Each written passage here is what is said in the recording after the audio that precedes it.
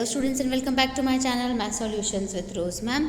और आज की क्लास में हम करने जा रहे हैं क्लास 7th का जो आपका 1 नवंबर 2022 को एग्ज़ाम है एसएसटी का।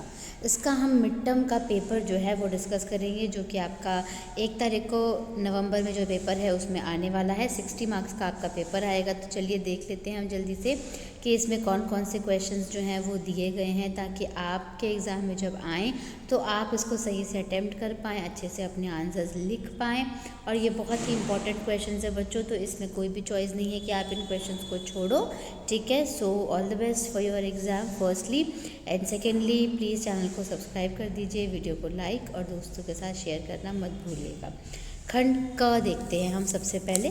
खंड क की जो बात आती है, इसमें आपको दे रखा है उपयुक्त विकल्प का चयन कीजिए। पहला है ना, वायुमंडल में सर्वाधिक मात्रा में पाई जाने वाली गैस कौन सी है?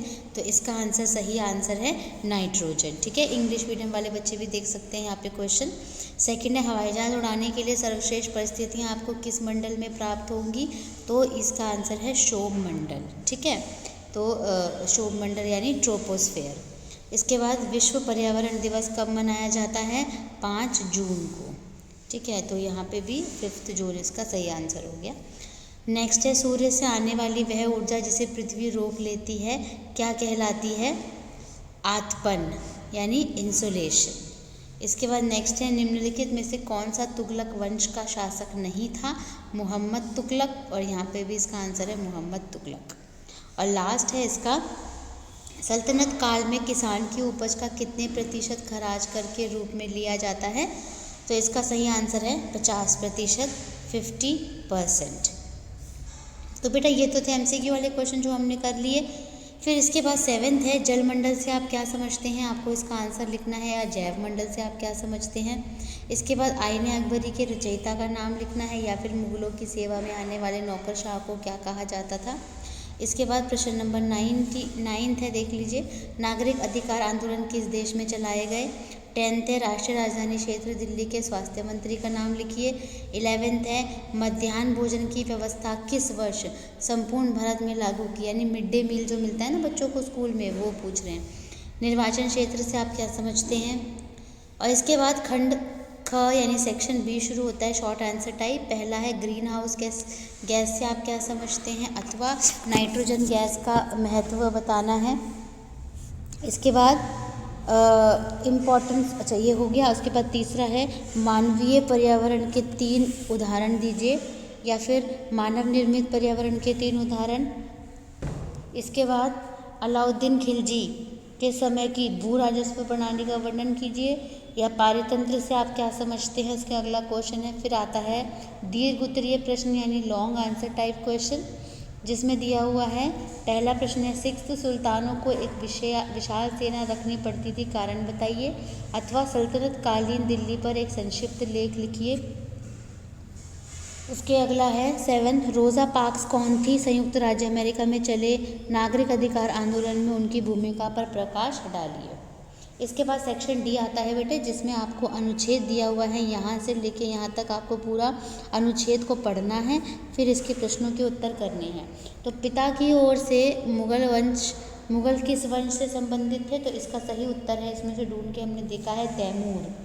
दूसरा है, तैमूर की मृत्यु कब हुई? 1404 ईस्वी में हुई। तैमूर ने दिल्ली पर कब्जा कब किया? 1398 ईस्वी में। ठीक है, इसके बाद ये इंग्लिश मीडियम में दिया हुआ है, इंग्लिश मीडियम वाले बच्चे इसको देख सकते हैं। क्वेश्चन नंबर 1, 2, उसके बाद 3। उसके बाद यहाँ पर अनुच्छेद दिया हुआ है और अनुच्छेद को आपको यहाँ से यहाँ तक पढ़ना है और फिर प्रश्नों के उत्तर देने हैं। कोई 3 दे सकते हैं, लड़के खाना नहीं बना सकते, तो इसका मतलब देखो क्या है, निम्नलिखित परिस्थितियों को पढ़कर बताइए कि ये रूढ़िबद्ध धारणा है अथवा नहीं एवं क्यों। ठीक है, तो रूढ़िबद्ध धारणा उसे कहते हैं जब लोग एक ही छवि में बांध देते हैं या उनके बारे में पक्की धारणा बना लेते हैं। ठीक है, कई बार हम किसी खास धर्म लिंग के होने के कारण किसी को कंजूस, अपराधी या बेवकूफ़ कहते हैं ना वो। तो लड़के खाना नहीं बना सकते, ये रूढ़िबद्ध है, क्योंकि ऐसा तो नहीं है, वो बना सकते हैं। तो दूसरा, रमेश एक जाति विशेष से आता है इसलिए वह कंजूस होगा, ये भी रूढ़िवादी हो गया आपका। नेहा पढ़ी लिखी नहीं है इसलिए वह परिश्रम नहीं करती।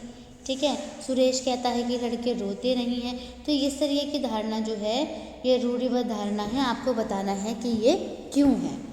इसके बाद यहाँ पे इंग्लिश मीडियम में ये दिया हुआ है और उसके बाद क्वेश्चन नंबर 10 आता है। यहाँ पे आपको एक टेबल गिवन है और टेबल गिवन के बाद आपको यहाँ पे प्रश्न दे रखा है। देखिए 10th प्रश्न है, बहुमत के लिए कितनी सीटों की आवश्यकता होगी। तो यहाँ पे ये लिखा हुआ है ना, अब बहुमत जो है वो सबसे ज़्यादा किसका है, राष्ट्रीय पार्टी का है, वो 119। तो इसका सही उत्तर हो गया 119। कौन सा दल राष्ट्र सरकार बना सकता है, राष्ट्रीय पार्टी, इसका सही उत्तर हो गया। ये हमने टेबल में से देख करके लिखा है। स्वाभिमान पार्टी के सदस्यों की संख्या कितनी है, तो ये है 100, तो 100 इसका आंसर हो गया। ऐसे इंग्लिश मीडियम में यहाँ पे टेबल दिया हुआ है और क्वेश्चन नंबर 1, 2 और 3 दिए हुए हैं। फिर अगेन एक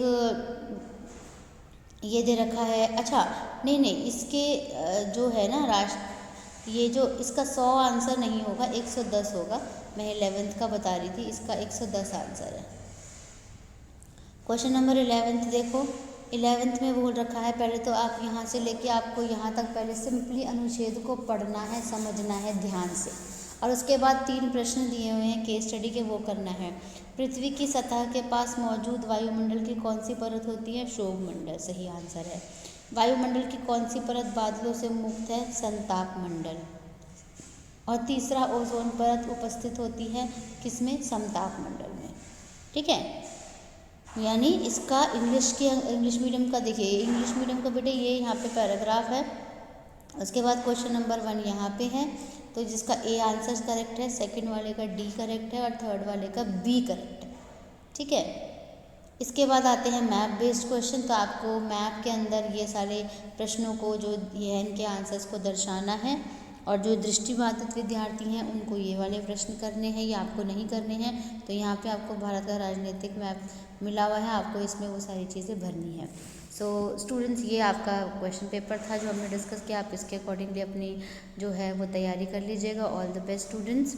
वीडियो को लाइक, शेयर एंड चैनल को सब्सक्राइब ज़रूर कर दीजिए बेटे। Thank you so much.